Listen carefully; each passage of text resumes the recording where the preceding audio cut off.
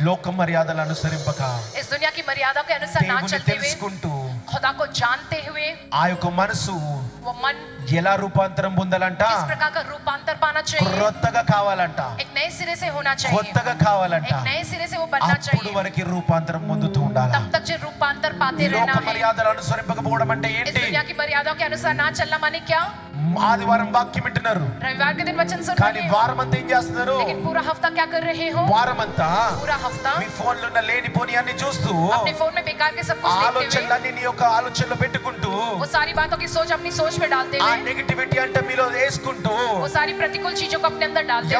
ఎవరో ఏదో అయితే నువ్వు కూడా అయ్యో ఏమైపోయిందని బాధపడుతూ कोई कुछ हुआ है कि अगर तुम भी जा रहे हो ऐसे ఎవరో कोई का दुखी లెగుస్తే होते అరే వాళ్ళలాగా నేను అవ్వాలని చెప్పి कोई कुछ रीति से बढ़ता है तो मुझको भी उसी तरह से बढ़ना है कि సంబంధం లేకుండా बिना किसी नाते के సంబంధం లేకుండా बिना किसी नाते के ఆ యొక్క లోకంలో కలిసిపోతూ उस दुनिया में ఆ मिलते हुए లోక మర్యాదలన్నీ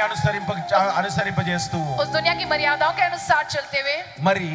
तो फिर ఏమైతున్నారంట क्या हो रहे हैं మళ్ళీ అదే పాపంలోకి फिर పోతున్నారంట उसी पाप में जा रहे మళ్ళీ हैं అదే బరువుతో फिर ఉంటున్నారంట उसी बोझ के साथ ही वो మళ్ళీ रह అదే रहे हैं బరువు వేసుకుంటున్నారంట फिर उसी बोझ को भी उठा మరి रहे యేసు हैं ప్రభుని ఆ యొక్క విషయాన్ని చూడలేని పరిస్థితి ఎందుకు వస్తుందంటే మీ यीशु मसीह के జీవితంలో उस जीत को ना देखने वाली ఆదివారం परिस्थिति किसकी వాక్యం आ रही है तुम्हारे जीवन में వింటున్నావు रविवार కానీ को वचन వారం सुन అంతా रहे हो లోక మర్యాదలను అనుసరింపజేస్తున్నావు लेकिन पूरी जो हफ्ते भर जो दुनियादारी के रीति रिवाज के अनुसार मर्यादा के अनुसार दूसरों के लिए जी रहे ఇంకొకరు हो నిన్ను మెప్పాలా दूसरे तुम्हारी ఇంకొకరు सराहना నిన్ను करें హెచ్చించాలని दूसरे బతుకుతున్నావు तुम्हें నువ్వు ऊंचा बड़ा इसलिए जी रहे ఈ हो రోజు వాళ్ళు ఉంటారు రేపు ఉండరు आज के दिन वो ఈ रहेंगे कल రోజు नहीं నువ్వు रहेंगे ఉంటావు రేపు నువ్వు ఉండవు आज के दिन तुम रहोगे కానీ कल नहीं యేసు रहोगे ప్రభుతో నీ సావాసము నిత్యము लेकिन यीशु ఉండబోతున్నది के साथ तुम्हारी संगति व सहवास हमेशा के लिए నీ रहेगा చనిపోయిన తర్వాత కూడా तुम्हारे ఉండబోతున్నది मरने के बाद भी वो रहेगा ఆ యేసు ప్రభు ఒక్కడే वो यीशु मसीह अकेला ही నిత్యము నీతోనే ఉండబోతున్నాడు निरंतर तुम्हारे साथ रहने కాబట్టి इसलिए